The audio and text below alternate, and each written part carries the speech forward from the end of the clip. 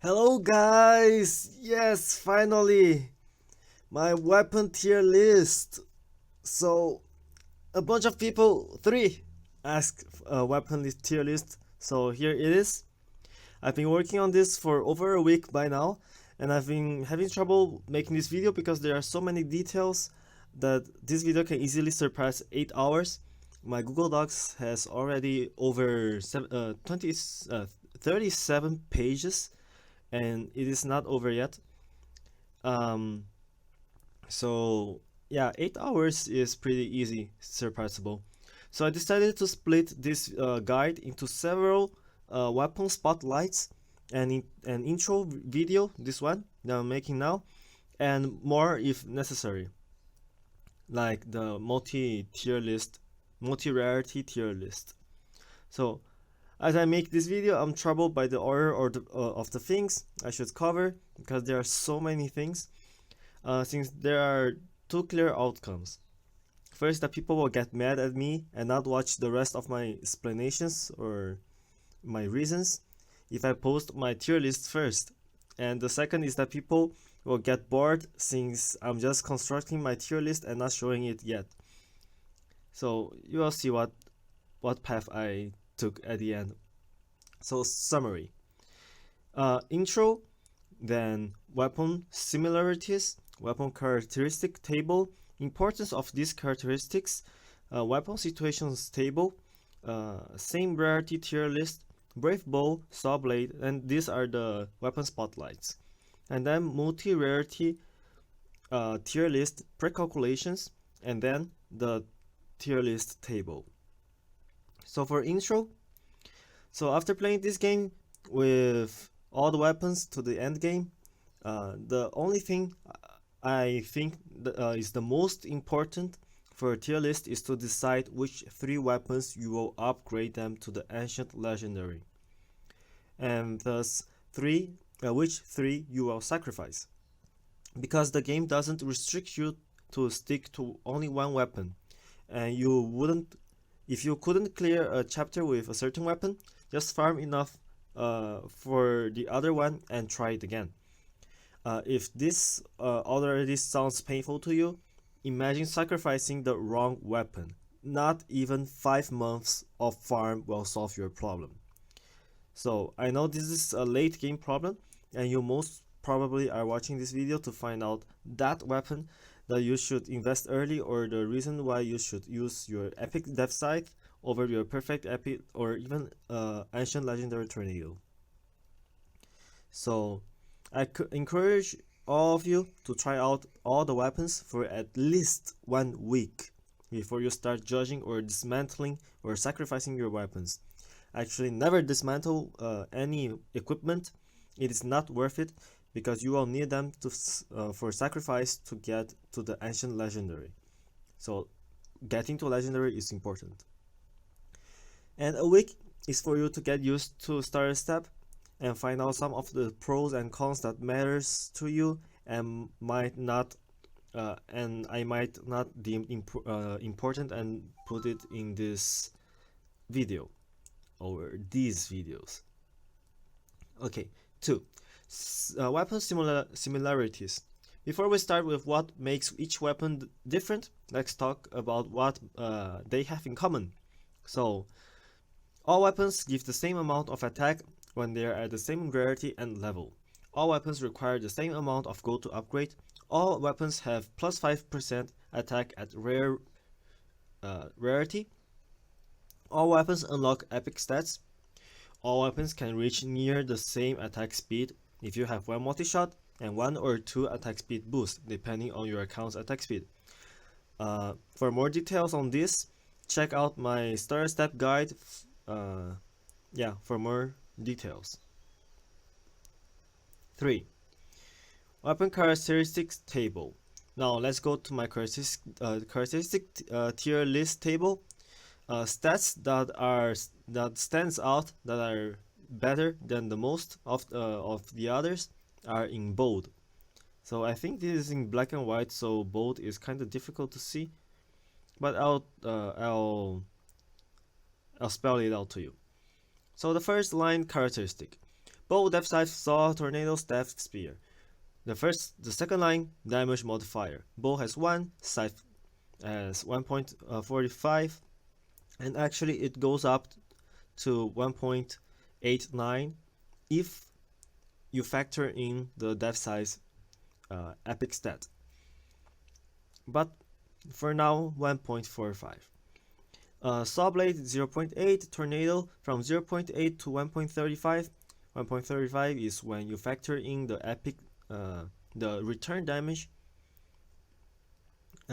together with the epic stat from tornado. And then the staff 1, spear 1.2 up to 1.56.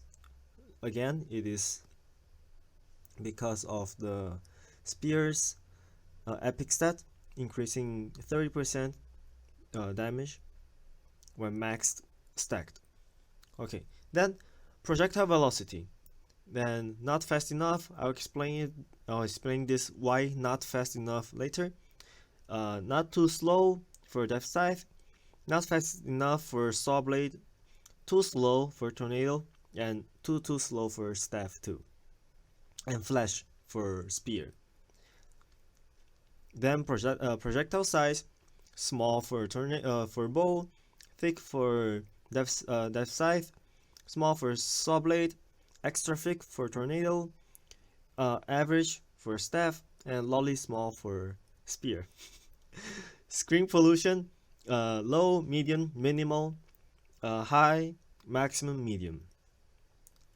And then knockback, average, excellent, little, near zero, average, little. So the excellent, the depth scythe has the excellent knockback, and then saw blade has the minimal screen pollution. Spear has the lolly small projectile size. Spear also has the projectile velocity, the flash projectile velocity. Depth scythe and spear has the highest damage modifier. And then the epic stat. For bow, average, scythe, depth scythe has the excellent epic stat. The saw blade is awful, tornado is bad, staff is good, and spear is very good. These will all be explained at each of the weapon spotlights. Then star step difficulty. I already covered this on my star step video. For bow, saw, blade, and tornado, they are easy to star step. Depth scythe and spear are the hard ones, and staff is the normal one, or almost easy, normal to easy. Then the single target DPS. There's a bow is the average, and then we go to depth scythe, it's very good. Saw blade bad, tornado good, and then the staff is excellent, and spear also excellent. And then the arrow DPS for both also average. Depth scythe is excellent. Saw blade is average. Tornado is bad. Staff is very good, and spear is very good. Actually, I also separated these two stats on if you are hitting the boss or the mob. And then the skill synergy. Bow, average. Depth scythe, excellent. Saw blade, average. Tornado, awful. Staff, very good. And spear, excellent. Okay, all of this will be explained in the weapon spotlights. It is 6 videos of weapon spotlight, and each one of them, some of them is an hour long. So a lot of explanation will be there. Please don't kill me yet. 4. Importance of these characteristics. The 4.1 weapon damage modifier. I call it weapon multiplier. So what makes things more than the sum of their parts is the multiplication. Weapon multiplier is actually very, very important because it actually does increase your DPS unconditionally, and it combos with all the main DPS skills like multi-shot, ricochet, front, diagonal, side, back arrows, attack boost, attack speed boost, crit master, rage, and so on. it also multiplies with other stats outside of the run, like percentage damage to mob or boss, or increased damage from runes and other sources. It also multiplies with attack and attack speed sources from outside of the weapon's stats, weapon's attack. So if your account has 2000 attack without any weapon equipped, my account has actually, oh, this is not updated. My new attack is 6553 attack without a weapon. But if your account has 2000 attack without a weapon, then you will only need 140 attack from the spear for each arrow of the spear to deal the same damage as an ancient legendary saw blade or tornado at level 80. That is 2173 attack. So as you can see there, 2000 plus 140 times 1.56 equals to 2000 plus 2173 times 0.8, because 0.8 is the multiplier for saw blade and tornado. And an epic spear level 1 with 156 attack is more than enough. So if I would choose between an epic spear or an ancient legendary saw blade, I would pick epic spear all the time, every day of the week, any situation. That's why weapon modifier is so important, or weapon multiplier. 4.2, projectile velocity and projectile size. This is what determines how often you miss your attacks. Most people treat all the weapons DPS as if they can hit everything all the time, like spear. All other weapons does not hit everything all the time. Only spear does this. And yeah, that's not true. Not all weapons can hit like spear. Especially when bosses run, dash, jump, borrow, teleport, and so on.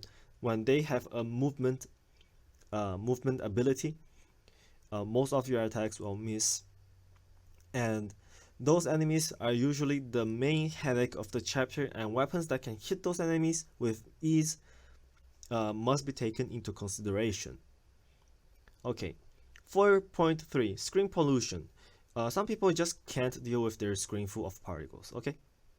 That's a little bit of my problem too. A little bit less for others, but this is not the main. This is 4.3 is not the main reasons that I'll be using as a defense for my opinions or for my facts. It is just a consideration to be aware of. 4.4, knockback. Knockback can prevent you from being cornered by melee or by melee while the ranged guys are attacking you at the same time. So this makes you clear up paths that you couldn't clear to dodge the projectiles, and also makes melee mob and some bosses that dashes have very hard time hitting you. So the next one, 4.5, epic stat. This is obviously very important. Then 4.6, star step difficulty. This is only important if you haven't learned how to star step with all weapons yet. This does not mean star step is not important.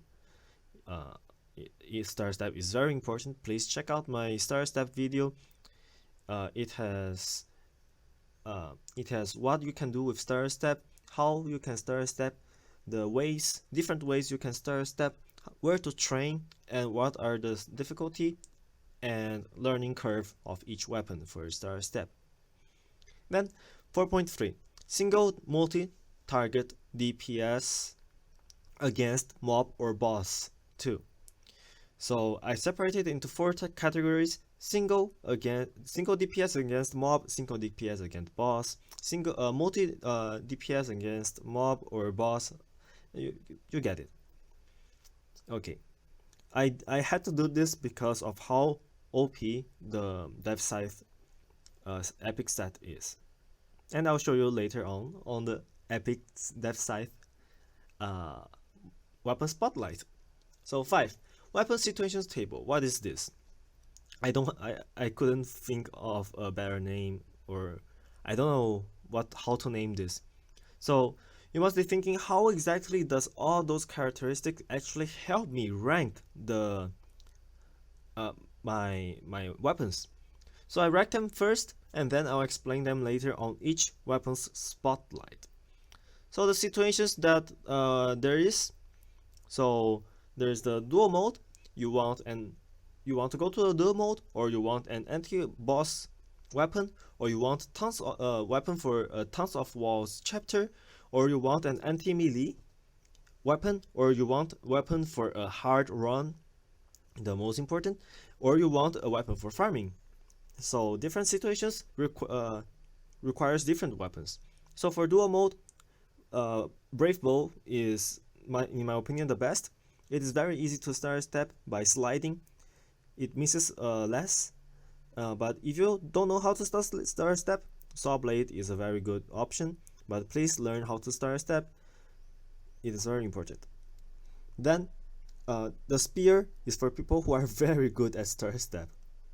If you want to maximize the spear's potential, because spear is like a better version of bow, but harder to start step in dual mode.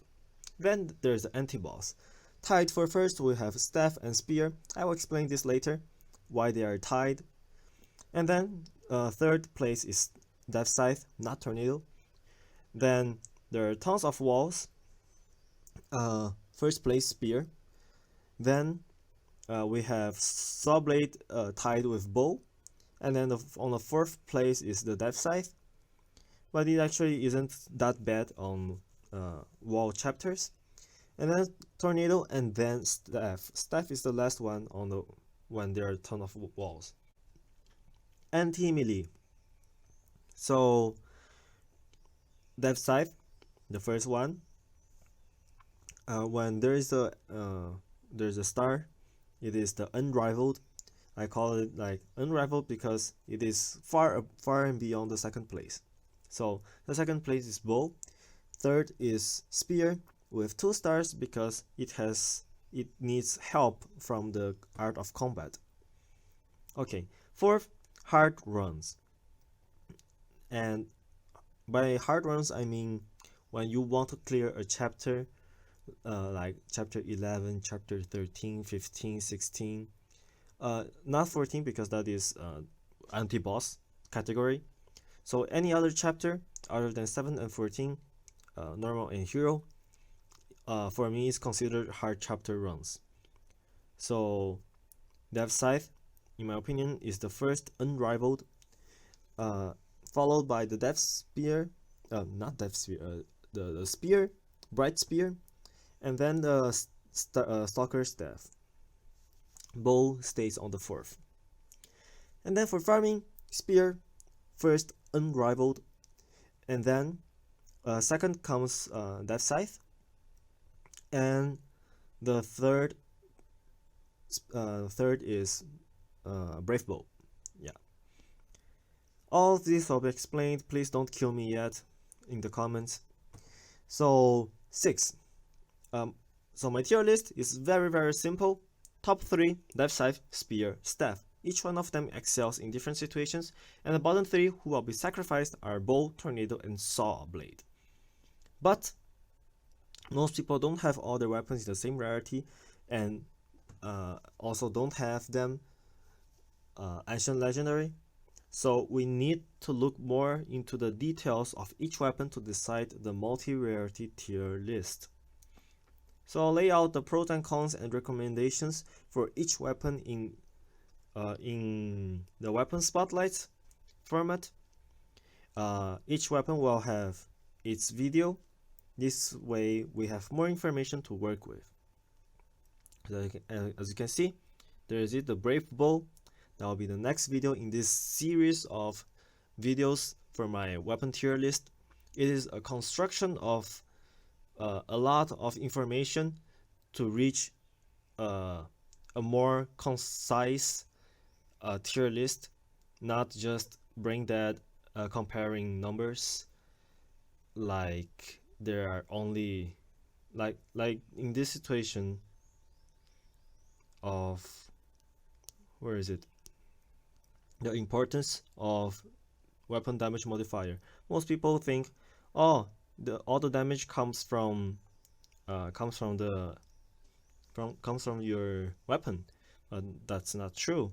There are talents, there are heroes, there are bracelets, there are runes. There are a lot of different ways for you to gain attack. So your account can have 2000 attack without any weapon. My account has 6500 attack without any weapon. And as you can see here, uh, Bright Spear level 1, Epic Bright Spear level 1 is more than enough to win against an Ancient Legendary Saw Blade. So this is the kind of comparison and more different kinds of comparison that I'll be doing on each weapon spotlight. So this is it for this video. This is just an introduction to why we need to look more in depth in each weapon to reach a conclusion. So thank you very much for watching. This is Darko Miku signing out. Bye.